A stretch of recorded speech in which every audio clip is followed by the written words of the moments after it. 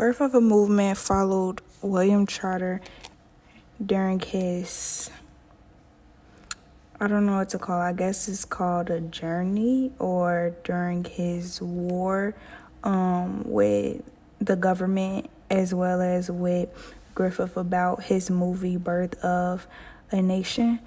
Charter was very passionate about racism in America, and he did everything that he could to go against this racism. Charter went as far as having meetings with President Wilson to fight against racism. It was noted in the movie that during President Wilson's time is when Black people in America suffered the most. This was during the time of the Jim Crow era, and President Wilson was basically very racist. He was the one who began segregation in government offices. He was the one who began segregation, so he pressed for it so hard that he set up barriers in offices, government offices, to divide Black and white people, which wasn't the case before he became president. And there were many of things that Charter and his wife noted that the president was doing. So he began to have conversations with the president. He spoke with him like twice. And of course the president didn't really want to hear him out, because they said in the movie that they looked to him as like a Black boy, which is what most white supremacists, they look at Black people as boys and girls. They're never really grown up or educated in their eyes. So we see Charter do his best to still fight against the racism by starting his he started a newspaper journal called The Guardian. He also works with Du Bois, and they take writing to another level. They use their writing as a way to talk about what goes on in America.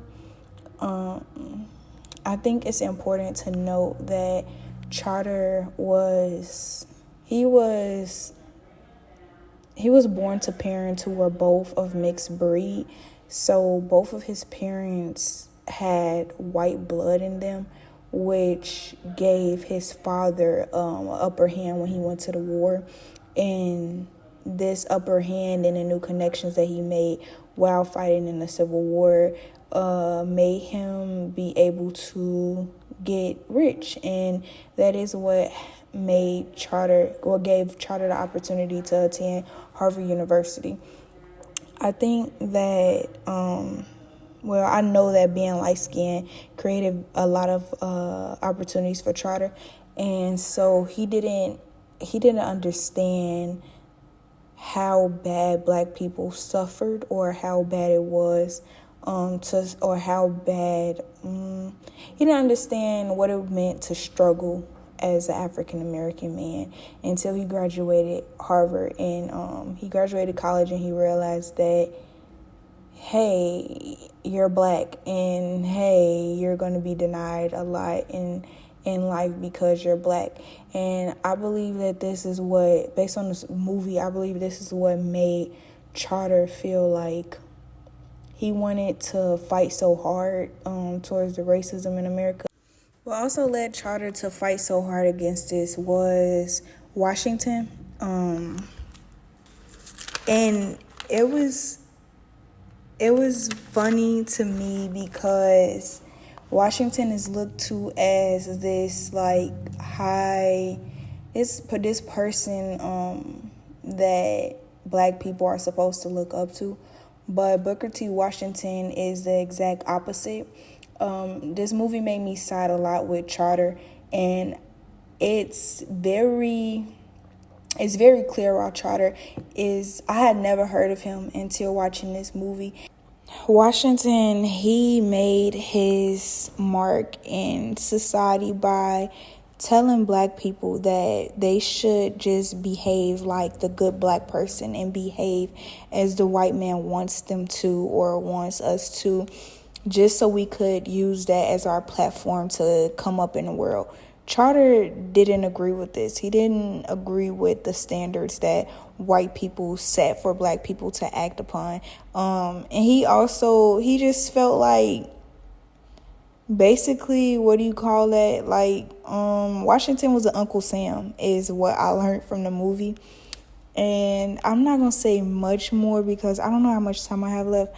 But yeah, Washington was definitely Uncle Sam.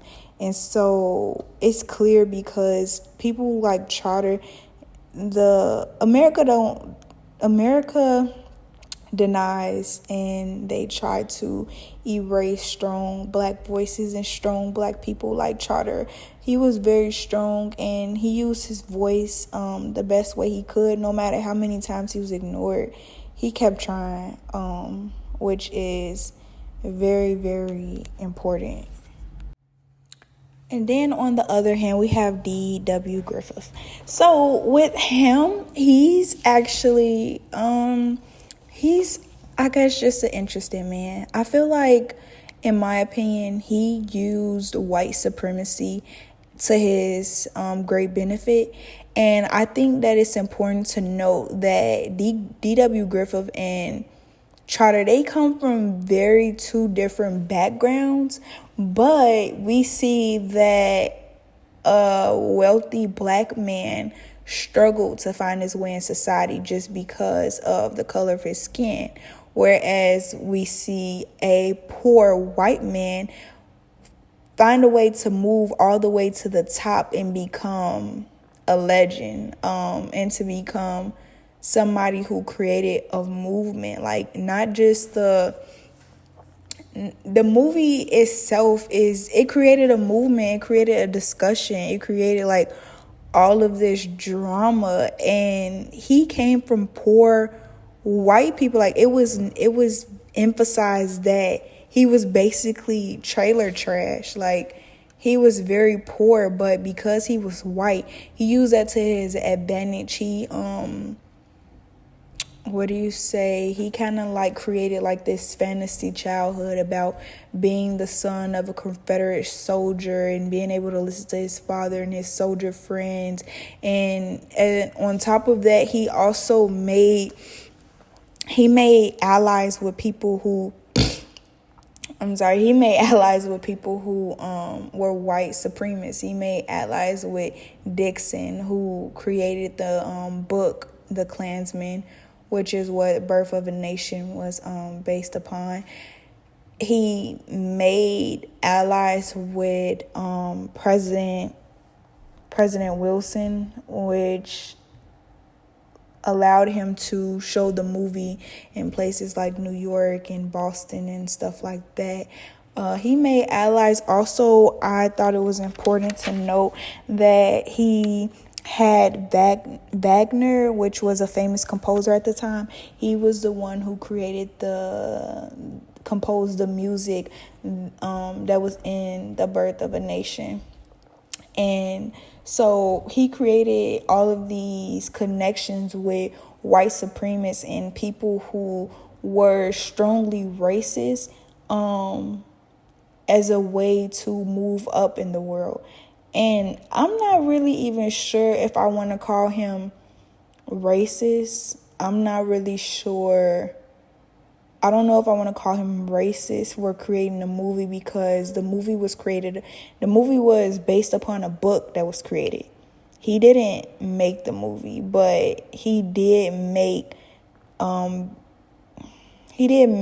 cultural decisions that will make you question his character. But I mean, the movie had to happen for the conversation to come about. The movie was important to me.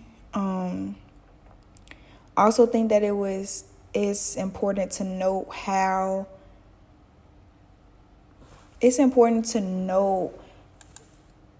how Griffith,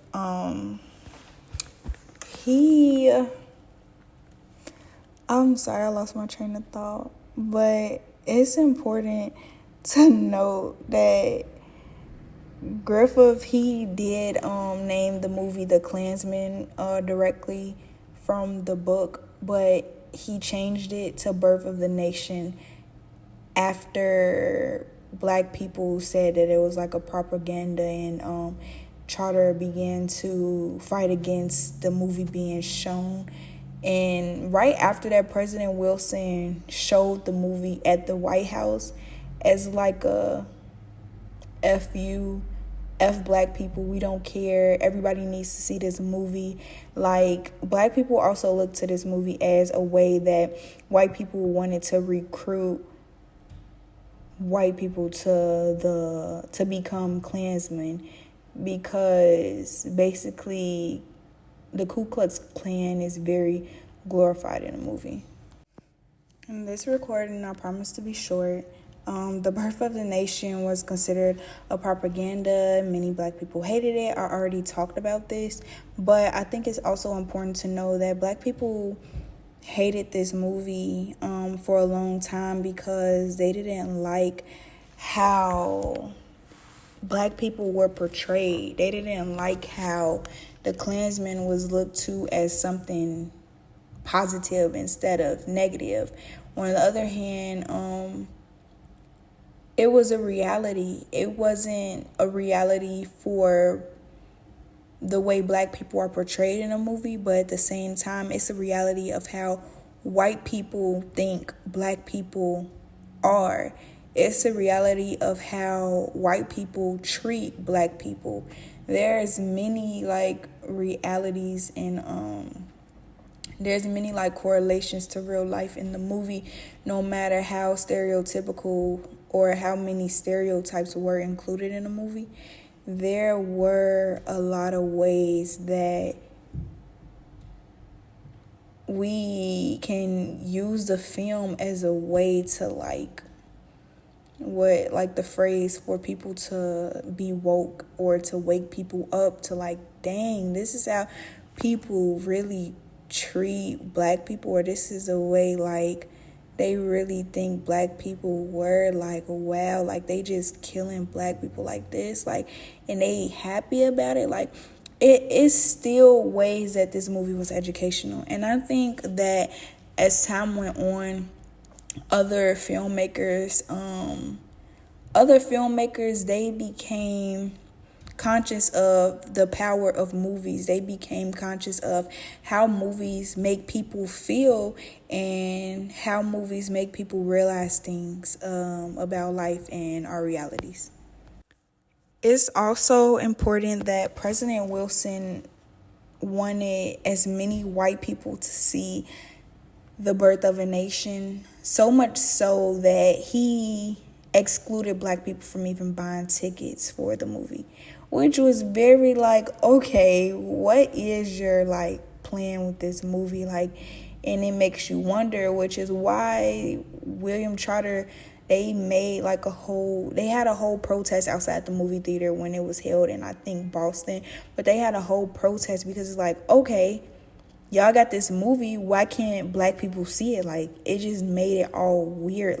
I don't know.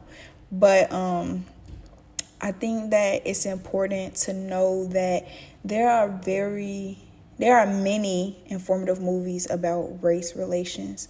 And The Birth of a Nation was recreated by a black producer, writer. He also acted in the film, and he showed right there on the screen or whatever, Birth of a Nation, with the American flag tied around his neck. He recreated the film. I have not watched the movie, but I think it'll be a good one to watch.